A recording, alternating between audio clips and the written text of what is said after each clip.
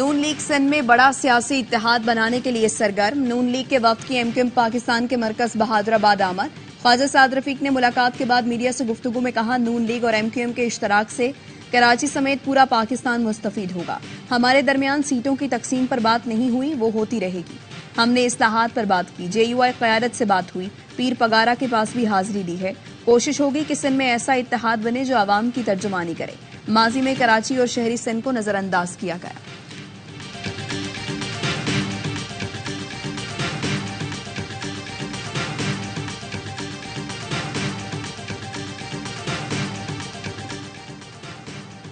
हुक्मरान दो साइन से काम नहीं चलेगा, हमें पाकिस्तान के आइन को मजबूत करना है। एमक्यूएम रहनुमा खालिद मकबूल सिद्दीकी ने कहा, पाकिस्तान हर तरह के बहरान से नबरत आजमा है, असल बहरान नियतों का है। ऐसी जमहूरियत का ख्वाब देखना है जिसके समरात अवाम तक पहुंचे।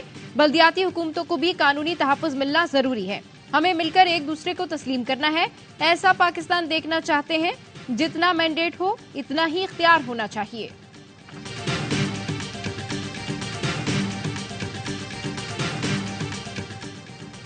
तारीख देखें, जब भी धांधली हुई नून लीग इक्तदार में है। 2018 में एक नाअहल थोपा गया, हम नहीं चाहते 2024 में भी ऐसा हो। शर्जील मेमन की प्रेस कॉन्फ्रेंस, कहा पीपल्स पार्टी के खिलाफ इत्तेहाद बनाने वालों को 8 फरवरी को तारीखी शिकस्त होगी। इन्हें एडवांस में नाकामी की मुबारकबाद देता हूं। अगले वज़ीर आज़म का डोमिसाइल सूबा सिंध से होगा।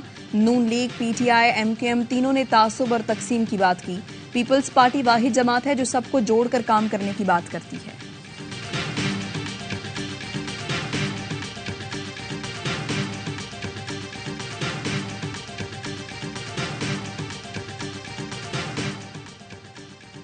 कौन सोचे कि मुल्क किसके हाथ देना है, बचाने या बर्बाद करने वालों को। गुज़िश्ता इलेक्शन में अवामी राय की मुखालिफ हुकूमत मुसल्लत की गई। अवामी राय के बरक्स आने वाली हुकूमत को हम जमी बोझ करने तक लड़ते रहे। मौलाना फजल रहमान कमरी में खिताब, पाकिस्तान दिवालिया होने के दहाने पर था तो सबकी आंखें खुली कि ये फितना है।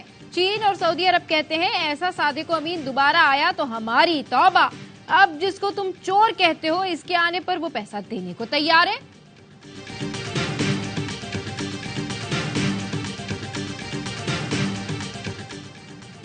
सेहोनी फौज का गजा में अशफा अल कुद्स अल नसर अस्पताल का मुहासरा। अशफा अस्पताल के मैटरनिटी वार्ड पर बमबारी। आलमी इदारा सेहत के रजाकार अस्पताल से निकल गए। अशफा अस्पताल का राबता मुनक़ता। अस्पताल में 37 नौमौलूद और 600 मरीज हैं जिन्हें फौरी मदद की जरूरत है। सूरत हाल संगीन है, मदद की जाए। अशफा के डॉक्टर की अपील। इजरायली फोर्सेस के गजा में अनरवा के स्कूल पर बमबारी। खान यूनिस में हमला, 13 फलस्तीनी शहीद, तादाद 11,000 से बढ़ गई। इसराइल की जमीनी फौज को गजा में शदीद मज़ाहिमत का सामना। मजीद 5 इजरायली फौजी हलाक, 25 गाड़ियां तबाह। हमास ने वीडियो जारी कर दी।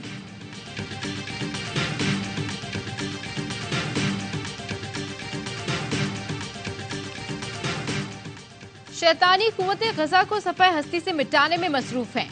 25 लाख की आबादी अमेरिका और इसराइल के सामने सीसा पिलाई दीवार बनकर खड़ी है। ये जंग हमास जीत चुकी है, इसराइल हार चुकी। आप कहा अमरीकी हुक्काम तिल अबीब जाते हैं, हमारे हुक्मरान फलस्तीन क्यों नहीं जाते।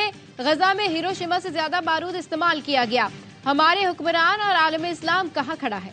अमीर जमात इस्लामी का 19 नवंबर को लाहौर में गजा मिलियन मार्च का ऐलान। पीटीआई ने पीडीएम की इत्तेहादी हुकूमत की कारकर्दगी पर व्हाइट पेपर जारी कर दिया। तर्जुमान पीटीआई के मुताबिक पीडीएम ने 16 माह में अच्छी भली चलती मईशत को तबाही के दहाने पर ला खड़ा किया। पीडीएम हुकूमत ने बैरूनी कर्ज में तकरीबन 20 खरब रुपए का इजाफा किया। महंगाई ने कुव्वत खरीद खत्म कर दी और गुर्बत की शरह में तेजी से इजाफा हुआ। पाकिस्तानी रुपया तकरीबन 122 दर्जे तक की बदतरीन बेकदरी का शिकार हुआ।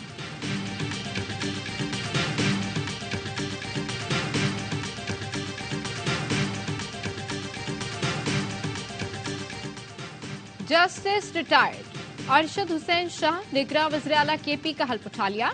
गवर्नर खैबर पख्तूनख्वा हाजी गुलाम अली ने निगरां वज़ीर आला से हल्फ लिया। तकरीब हल्फ बर्दारी में अहम शख्सियात ने शिरकत की।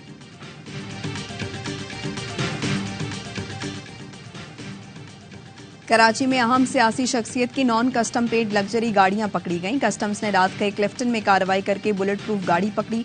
बुलेट प्रूफ गाड़ी बलूचिस्तान की सियासी शख्सियत का बेटा चला रहा था। कस्टम्स हुकाम का कहना है 2017 मॉडल की लग्जरी गाड़ी गैर मुल्की शख्सियत पाकिस्तान लाई थी। आर्जी मुद्दत के लिए लाई गाड़ी सियासी शख्सियत के जरिए इस्तेमाल थी। बगैर ड्यूटी टैक्स गाड़ी की ट्रांसफर या फरोख्त पर पाबंदी है।